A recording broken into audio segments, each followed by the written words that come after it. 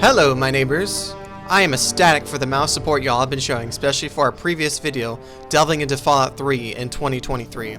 It's our biggest subscriber gaining video yet, and while we're on the topic, make sure y'all are hitting that subscribe button to show your support. What I want to do now is to get into the DLC of Fallout 3. This includes Broken Steel, Into the Pit, Point Lookout, Mothership Zeta, and Operation Anchorage. It's been a while since I've last played them, and so far I can tell you, some of these did not age well, and some are alright. So let's go over the DLC and begin the video. Point Lookout was the first DLC I tried, and honestly is probably the one I liked the least on this list. You're given a quest by a woman standing by this ferry. She wants you to take the boat to Point Lookout and find her daughter who thinks she's in need of saving. You take a ferry that takes you out to Point Lookout, which is located in, I think, is Maryland. Almost everyone is dead here except for the mutated locals and a few separate individuals. You help this Desmond guy in a pretty decent mansion fight, I'll give it that. Desmond though is a complete asshat and is almost unbearable to deal with. You're caught up in his petty squabble with his rival, a literal brain. This rivalry doesn't hold much weight as they're both annoying a-holes. You get involved in a weird cult that worships the brain as a god, do some trippy shrooms, get told in your hallucinations that you're the reason your mother died. Brutal. You befriend the cult, which helps you locate the brain. I know he has a name, but it's so insignificant I just call him the brain. Eventually, errand after errand leads you to a final standoff between Desmond and the brain, and you can choose who to side with. Neither one of them are very compelling, and I decided with Desmond to end this dumb quest. I was not drawn into the quest. It didn't feel like there was any stakes at all during this DLC. There was no real morality choices here. There's two notable side quests, one having to go through an arena for caps. It wasn't bad. The other has you return a dark supernatural book, which was far more interesting than main quest, honestly, and I felt like they could have expanded on that a lot more. There's some cool sights to see, like a pre-war Chinese internment camp, but otherwise just loads of mutant hillbillies to kill and some mediocre weapons to collect. I don't like this DLC, and I was so glad to leave.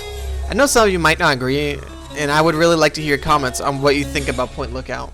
Mothership Zeta is really fun. You investigate a crashed alien craft and get abducted for your troubles. You then work together with a merry band of characters from different parts of history, from a samurai, to a cowboy, to a soldier abducted during Operation Anchorage. Apparently, they've been frozen until now. This really states how long these aliens have been watching and abducting us. There's some interesting weaponry from the shock baton all the way to the big drone cannon. All of these weapons are very strong. You can recover any weapons that were taken from you pretty early on, but it's simply not necessary.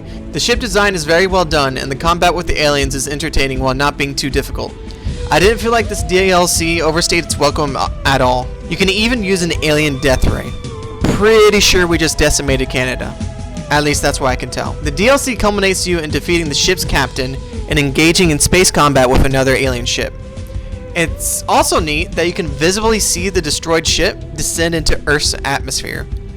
It would be really neat if Bethesda in the future installments had the wreckage as a location in whatever Fallout 5 is going to be. You can leave the ship via the teleporter that brought you in. You can also come back if you miss certain areas. Overall, I think this DLC was very enjoyable, and it was well worth it. Operation Anchorage is pretty unique as you meet the Brotherhood Outcasts. This is the branch off the East Coast chapter that is more zealous to the Brotherhood's original teachings, you know, the xenophobic ones. You're tasked by the Outcasts to take part in a fighting simulator that only you can use due to your Pip-Boy so they can access a high-tech armory. The simulation is that of Operation Anchorage. This took place when the United States Army launched a counteroffensive against the Chinese invasion of Anchorage, Alaska. You play as one of the soldiers and you're given only a set amount of ammo and weapons.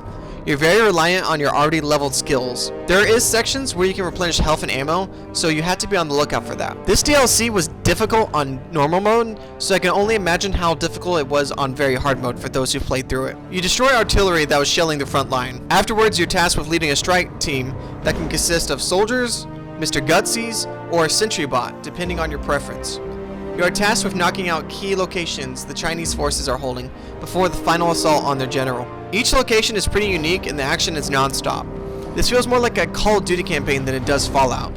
There's no real morality choices here, just senseless war and violence. It's also a decent perspective of how the war was before the nukes went off. After destroying the pulse field, you charge the final fortress where you can defeat the general or just convince him to off himself. Once you finish with the simulation, You're able to access the armory, which gives you the strongest armor in the game, along with a lot of cool weapons and some Chinese stealth armor. The outcasts are split, with you being able to get stuff and turn on each other. Operation Anchorage as a DLC is fun when it comes to the action, and it is nice to see what the war was like before the nukes went off. The gear is exceptional, and it can really help you with the rest of the DLCs, but I just wish there were some more morality choices involved instead of just non-stop action, because in Fallout it's very based on choice, and I really want choice in my Fallout game. Broken Steel continues where the main story left off. You know, when you chose to self-sacrifice or sacrifice someone else. It continues with basically telling you that that choice didn't make a fucking difference. This DLC was a giant middle finger to the ending of Fallout 3. Sure, there's a couple of good weapons here and there, and you get to fight lots of Deathclaws, but we're fighting Enclave again. The conflict feels so forced. And yes, there's some weight to the situation, but it feels like this DLC wasn't thought out, but rushed out.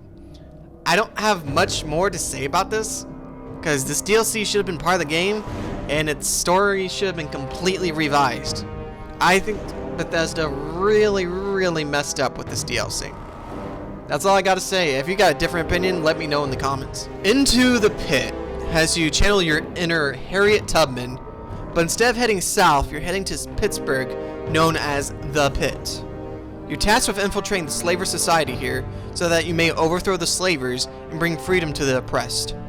The Pit is dark, polluted, and filled with dangerous mutants that are the fate of all who live there, whether you're eaten by them or turned into them. The slavers are developing the cure for this condition, which consists of a child who has developed an immunity for this condition.